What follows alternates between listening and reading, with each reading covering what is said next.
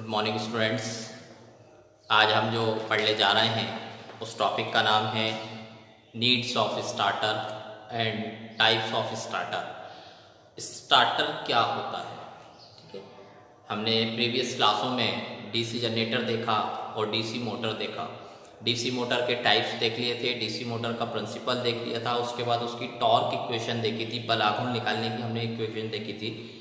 अब हम आज जो करने जा रहे हैं वो नीड्स ऑफ स्टार्टर। ये अपने सिलेबस में मेंशन है कि स्टार्टर की ज़रूरत क्यों पड़ती है। स्टार्टर से नाम से समझ में आ रहा है ऐसा कोई इक्विपमेंट, ऐसा कोई उपकरण जो स्टार्टिंग में यूज़ किया जाता है।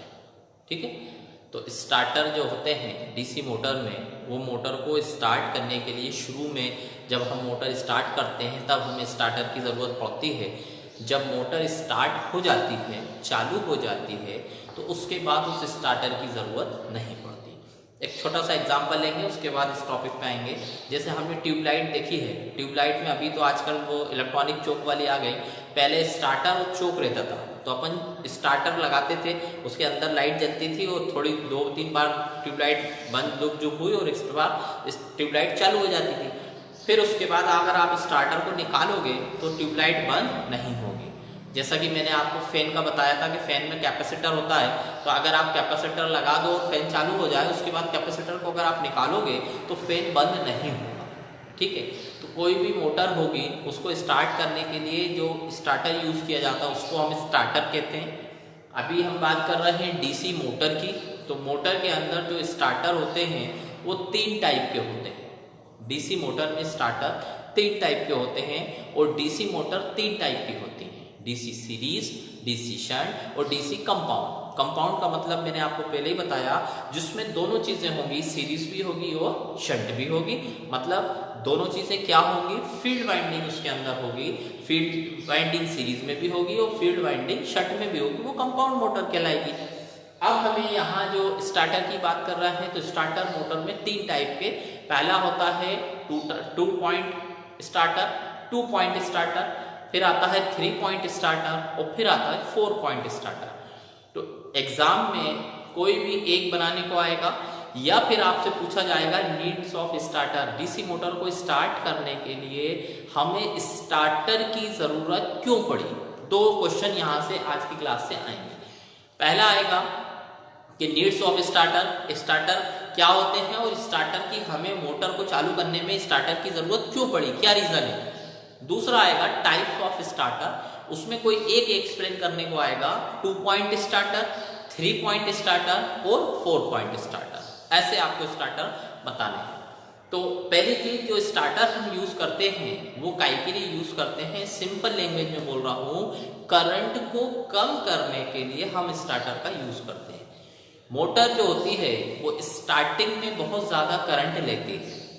अगर डायरेक्ट आप उस मोटर को स्टार्ट कर दोगे, स्टार्टर नहीं लगाओगे, तो वो ज्यादा जो करंट होगी, एक्सेसिबल करंट होती है, वो करंट अगर मोटर में जाएगी तो मोटर को नुकसान पहुंचाएगी, मोटर जल जाएगी।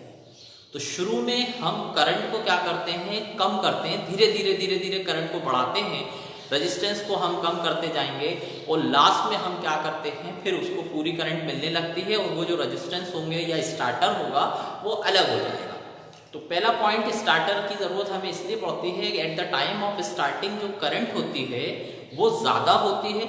उस करंट को लिमिट करने के लिए, कम करने के लिए हम स्टार्टर का यूज करते हैं।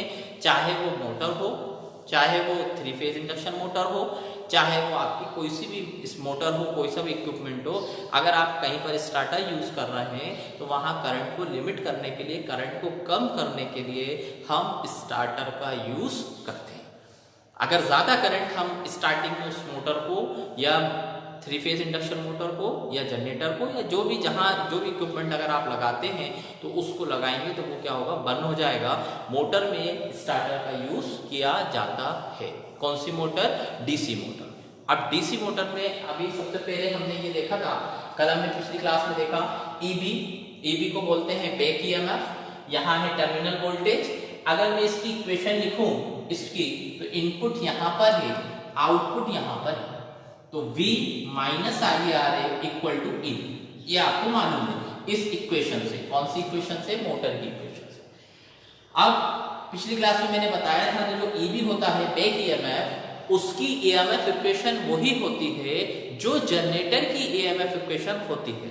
तो जनरेटर की ईएमएफ इक्वेशन कितनी होती है? P phi NZ upon 60A। यहाँ पर V कहलाता है टर्मिनल वोल्टेज, IA कहलाता है आर्मेचर करंट, R कहलाता है आर्मेचर रेजिस्टेंस और EB कहलाता है back EMF. EB back EMF, P pole, phi flux, N number of, N क्या कहलाता है? N कहलाता है स्पीड इन आरपीएम, यहाँ नंबर ऑफ टर्न्स नहीं है N कहलाता है स्पीड इन आरपीएम, Z कहलाता है टोटल नंबर ऑफ कंडक्टर और A कहलाता है नंबर ऑफ पैरेलल पाथ। जो केस डीसी जनरेटर में बनता है वही केस डीसी मोटर में होता है, सिर्फ एक जगह डिफरेंस आता है EB और EG में। अगर आप EG करके लिख रहे हो तो वो जनरेटर हो जाएगा और अगर आप EB करके लिखोगे तो वो मोटर कहलाएगी। तो P phi NZ upon 60A हो गया। इसके बाद यहां हमने क्या किया, देखिए इस वाली इक्वेशन में ऊपर वाली जो इक्वेशन दिख रही है इससे मैंने IA की वैल्यू निकाली। कैसे निकालेंगे? देखिए इस IARA को उधर ले जाओ, EB को इधर ले आओ तो V माइनस EB हो जाएगा। यहां मुझे IA की वैल्यू निकालना है तो RA नीचे आ गया, तो यहाँ IA बराबर V minus EB upon RA हो गया। और आगे चलते हैं। अब हम स्टार्टिंग की बात कर रहे हैं कि at the time of starting, जब आप शुरू में बात करते हो तो मोटर के अंदर जो शाफ्ट होती है वो घूमती नहीं है। At the time of starting motor तो बंद है, तो मोटर के अंदर जो शाफ्ट है, ये शाफ्ट है, ये घूमेगी नहीं, ये स्थिर रहेगी, फिक्स रहेगी। मतलब N की वैल्यू क्या हो गई? 0 हो गई।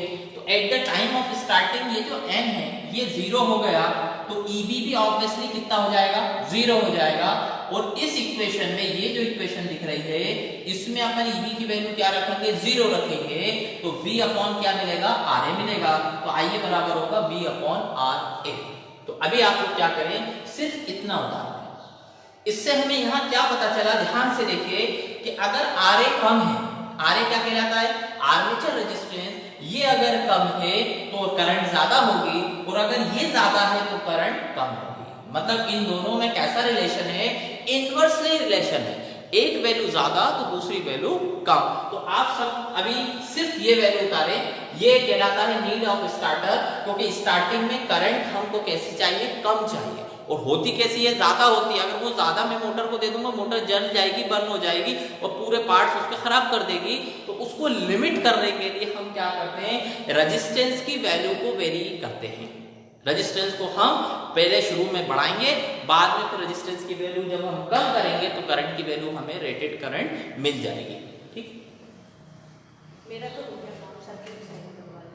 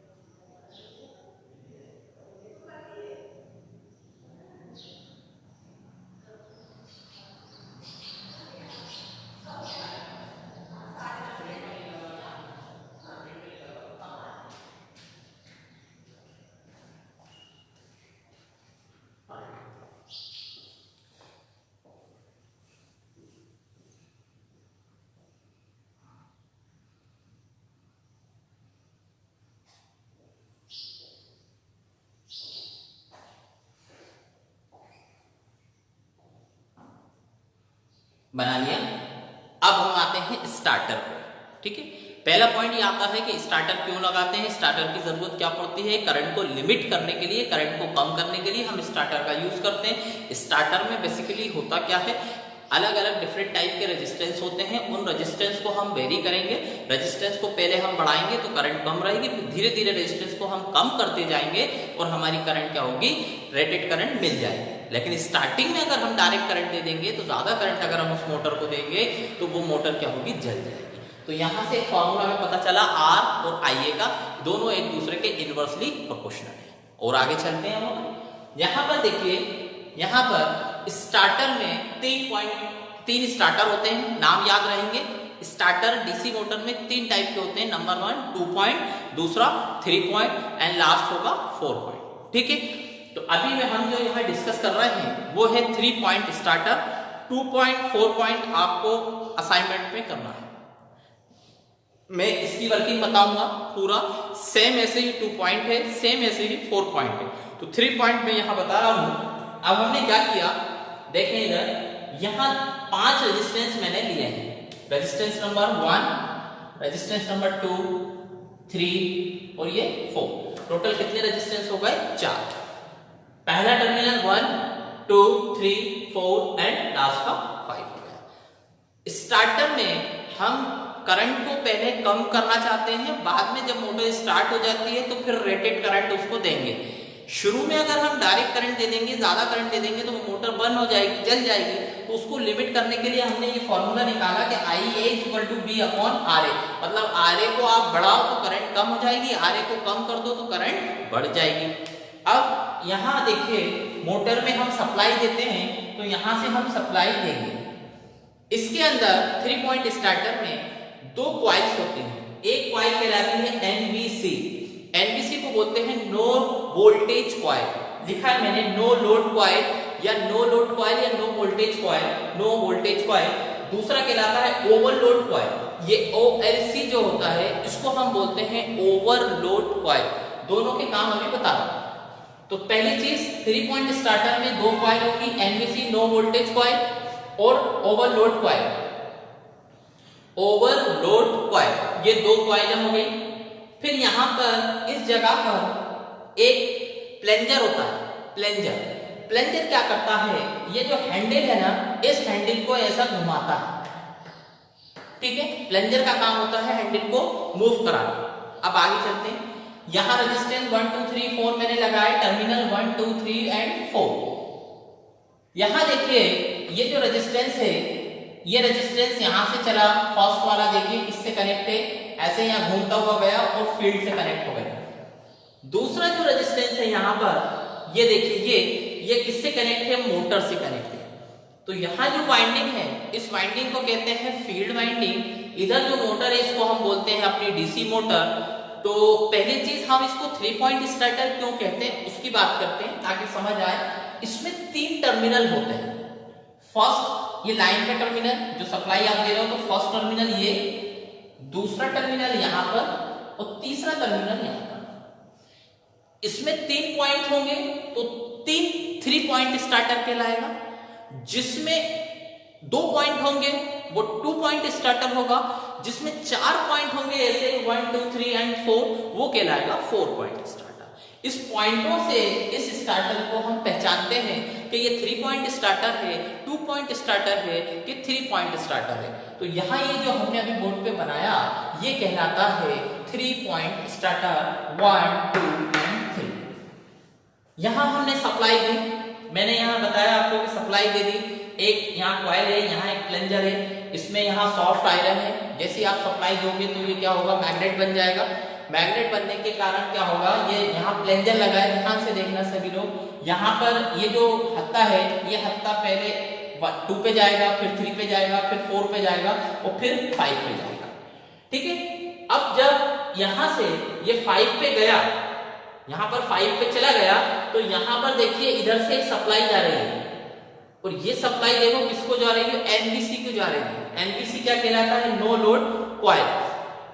यहाँ पर इस कॉइल में जैसी सप्लाई गई तो ये जो आयरन का पीस दिख रहा है ये मैग्नेटाइज हो जाएगा। ये मैग्नेटाइज होगा, मैग्नेट बनेगा। यहां से प्लंजर ने, ध्यान से सुनना, पहला हत्था इधर गया, फिर इधर गया, मूव करता हुआ प्लंजर के थ्रू इस जगह पर आ गया। ठीक है, यहां पर ये क्या चीज है, आयरन का पीस है। ये फील्ड मैग्नेटाइज हो गई, चुंबक बन गई। तो जब ये यहां आ जाता है तो प्लंजर में ये क्या होता है, ऐसे मूव करता है। तो इस पोजीशन पे जैसे ही आएगा, यहाँ ये फील्ड डेवलप होगी, मैग्नेट बनेगा। तो ये मैग्नेट इस प्लंजर को क्या पकड़ के रखेगा।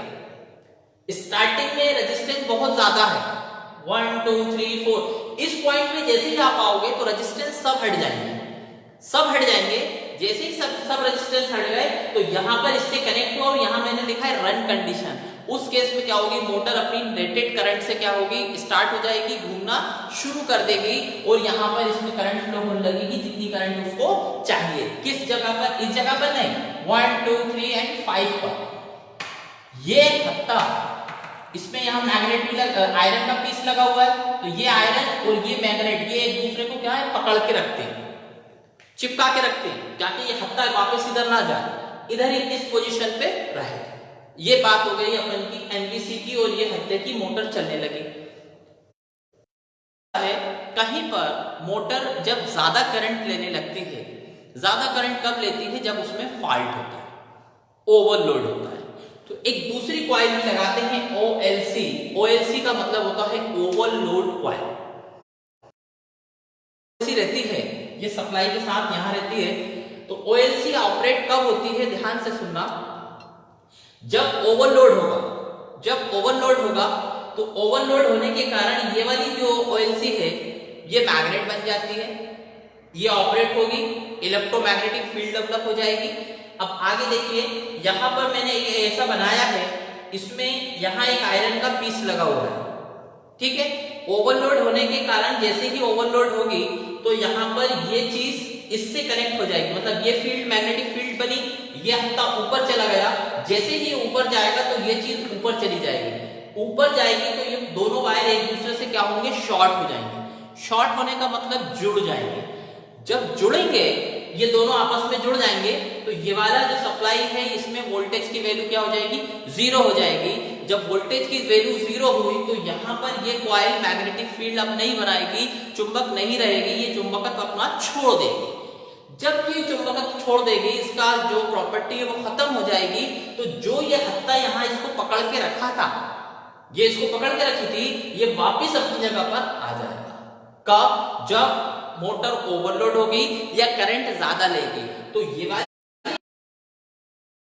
ये कॉइल ओवरलोड के लिए यूज की जाती है, मोटर को प्रोटेक्शन करने के लिए यूज की जाती है कि जब मोटर में ज्यादा करंट जाए या ओवरलोड हो, मोटर हिटअप हो, उसमें ज्यादा करंट जाएगी तो ये कॉइल एनर्जाइज होगी। एनर्जाइज का मतलब ये चुंबक बन जाएगी और इसके हत्ता लगा हुआ है जिसमें आयरन का पीस है, तो ये क्या करेगा, अपनी ओर अट्रैक्ट करेगा, ऊपर खींचने की कोशिश करेगा। जैसे ही ऊपर जाएगा तो ये चीज ऊपर चिपक जाएगी, जब चिपकेगी तो ये शॉर्ट होगी, शॉर्ट होगी तो मैग्नेट जो प्रॉपर्टी है वो खत्म होगी। जैसे ही ये सिंपल चीज बन गई, आयरन बन गया, ये भी आयरन है, तो वापस ही अपनी जगह पर आ जाएगा। तो यहाँ पर ये जो बनाया ये कहलाता है 3 पॉइंट स्टार्टर। इसमें पार्ट्स होंगे, पहला NBC नो वोल्टेज कॉइल, जिसको आपने नाम दिया है नो लोड कॉइल। दूसरा है OLC overload coil. Overload coil एक प्लंजर रहता है, जो प्लंजर इसको मूव कराता है। इसमें यहाँ एक आयरन का, सॉफ्ट आयरन का पीस है।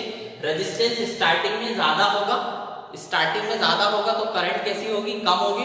धीरे धीरे धीरे धीरे इस पॉइंट पे आएगा तो रेजिस्टेंस पूरा खत्म हो जाएगा, जीरो हो जाएगा और रेटेड आपको करंट मिल जाएगी। मोटर अपना इस रेटेड स्पीड पे घूमना शुरू कर देगी। जब मोटर ओवरलोड होगी तो ये एनर्जाइज होगी, ये होगी तो ये ऊपर चला जाएगा, तो यहाँ ये चीज शॉर्ट हो जाएगी। जैसे ही ये शॉर्ट होगी तो फील्ड जो है यहाँ डेवलप होना बंद हो जाएगी, ये हत्ता वापस अपनी जगह पर आ जाएगा। यहाँ पर हम सप्लाई कौन सी देते हैं, DC सप्लाई देते हैं। इसको बनाओ, ये इंपॉर्टेंट है, 3 पॉइंट स्टार्टर एग्जाम में पूछा जाता है। तो डायग्राम सबसे पहले कैसे बनाओगे, ऐसा एक रेजिस्टेंस बनाना, बीच में रेजिस्टेंस बना लेना, फिर एक गोला बना के इधर एक हत्ता, इधर डैश करके दूसरा हत्ता, उसके जस्ट नीचे एक कॉइल और उसको सप्लाई, फिर यहाँ से एक सप्लाई हम देंगे कॉइल को देते हुए, नीचे फील्ड में आपको कनेक्शन करना है। और ये वाला जो टर्मिनल है ये आपको मोटर पे लगता है, ठीक है। तो ये कहलाता है 3 पॉइंट स्टार्टर। इंपॉर्टेंट है, एग्जाम में पूछा जाता है। 2 पॉइंट और 4 पॉइंट आपको पढ़ना है, ठीक है। इसका असाइनमेंट के नाम पे दे रहा हूं, आप लोग दोनों के डायग्राम बनाना, कौन कौन से 2 पॉइंट और 4 पॉइंट के। नहीं आएगा तो फिर मैं बताऊंगा।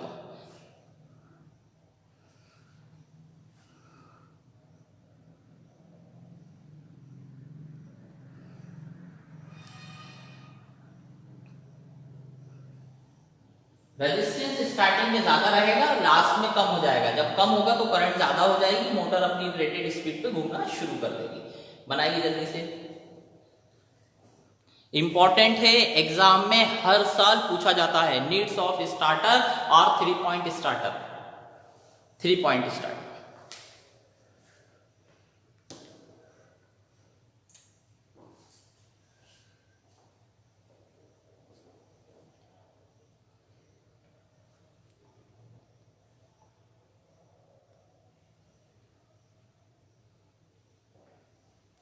ओके हिमांशु, ओएलसी की बात कर रहे हैं। ओवरलोड कॉइल क्या होता है, मोटर के अंदर जब ज्यादा करंट जाएगी, जब मोटर में ज्यादा करंट जाएगी, मोटर हीटअप होगी या ओवरलोड होगी, तो ओवरलोड होने के कारण ये जो ओएलसी है ये एनर्जाइज हो जाएगी। एनर्जाइज का मतलब ये मैग्नेट बन जाएगी। जैसे ही ये मैग्नेट बनी तो इसके पास यहाँ पर एक हत्ता लगा है, इसमें यहाँ आयरन का पीस है, ये जो दिख रहा है ये आयरन का पीस है, ये एक दूसरे को अट्रैक्ट कर लेगा, मतलब ये तो यहीं रहेगा, ये हत्ता ऊपर की ओर चला जाएगा। जैसे ये ऊपर जाएगा तो ये चीज भी ऊपर जाएगी, तो जहां ये जो 2 पॉइंट दिख रहा है इनमें मिल जाएगी। जैसे ही मिलेगी तो यहाँ शॉर्ट सर्किट होगा। शॉर्ट सर्किट का मतलब यहाँ जो वोल्टेज है उस वोल्टेज, नो वोल्टेज कॉइल बोलते हैं ना अपन इसको, नो वोल्टेज कॉइल, तो यहाँ वोल्टेज की वैल्यू 0 हो जाएगी। अगर 0 हो गई तो इसके अंदर भी जो फील्ड डेवलप हो रही थी, जो मैग्नेट बन रहा था, वो मैग्नेट अब बंधेगा नहीं, ये खत्म हो जाएगी। यहाँ पर मैग्नेट बनना खत्म हुआ, जैसे ही खत्म होगा तो ये सिंपल आयरन हो गया, ऊपर भी एक सिंपल आयरन है, तो फिर प्लंजर क्या करेगा, वापस इस हत्ते को अपनी पोजीशन पे ले आएगा। जैसे ही अपनी पोजीशन पे लाएगा तो मोटर वहीं के वहीं बंद हो जाएगी। तो एक ओएलसी जो होती है ओवरलोड कॉइल है, और यहाँ ये जो कॉइल है नो वोल्टेज कॉइल है।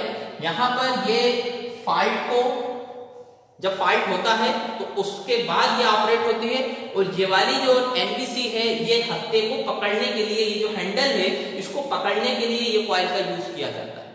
अगर ये कॉइल नहीं होगी तो प्लंजर के द्वारा ये जो हत्ता है ना ऐसे घूमता रहेगा, इसको यहाँ फिक्स करने के लिए ये कॉइल लगाई जाती है ताकि उसको वह पकड़े रहे। सप्लाई चलती रहेगी, मोटर चालू हो जाएगी। ओवरलोड होगी, यहाँ ये ऑपरेट हुई तो ये ऊपर गया तो ये शॉर्ट हो गई, ये शॉर्ट हुई तो वापस हत्ता जो हैंडल है वो अपनी पोजीशन पे आ जाएगा। तो पहला पॉइंट तो यही है कि स्टार्टर क्या होते हैं। स्टार्टर जो होते हैं करंट को लिमिट करने के लिए यूज करते हैं। डीसी मोटर में स्टार्टिंग में बहुत ज्यादा करंट होती है, जो मैंने यहाँ समझाया, करंट ज्यादा होगी, उसको लिमिट करना है तो हमें रेजिस्टेंस लगाना पड़ेंगे। जब आप रेजिस्टेंस लगा दोगे तो स्टार्टिंग में रेजिस्टेंस ज्यादा होते हैं, लास्ट में रेजिस्टेंस बिल्कुल कम होता है। जब आप जैसे ही कम करोगे तो फिर मोटर अपनी रेटेड करंट से क्या होगी, घूमना शुरू कर देगी और मोटर चालू हो जाएगी। डायरेक्ट अगर आप मोटर को सप्लाई दे दोगे तो स्टार्टिंग में करंट बहुत ज्यादा होती है, अगर वो करंट दे दी तो मोटर बंद हो जाएगी। इसलिए हम स्टार्टर का यूज करते हैं। गेहूं पीसने वाली जो चक्की, आपने 3 फेज स्टार्टर देखा होगा, वहां पर गेहूं पीसने वाली जो चक्की होती है उसको भी पहले वो स्टार्ट पे रखते हैं, उसके बाद डेल्टा पे लगाते हैं, मतलब डायरेक्ट डेल्टा पे लगा देंगे तो मोटर जल जाती है। ऐसा एक हैंडल बना रहता है, उसको चालू करते हैं, खटका दबाते हैं, पहले स्टार्टर, पहले स्टार्ट, देन उसके बाद फिर डेल्टा। ठीक है, चलो।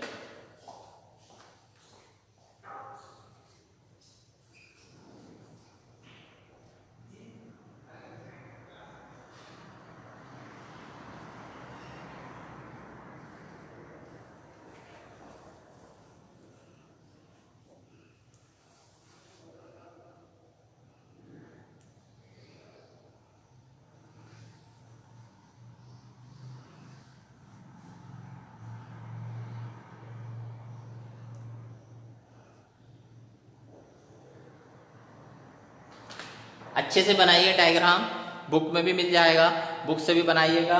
20 मिनट का आपको टाइम मिलता है, 20 मिनट में आपको 10 मिनट में डायग्राम बनाना है और 10 मिनट में इसकी थ्योरी लिखना है। थ्योरी में आप लोगों को सेंड करूंगा।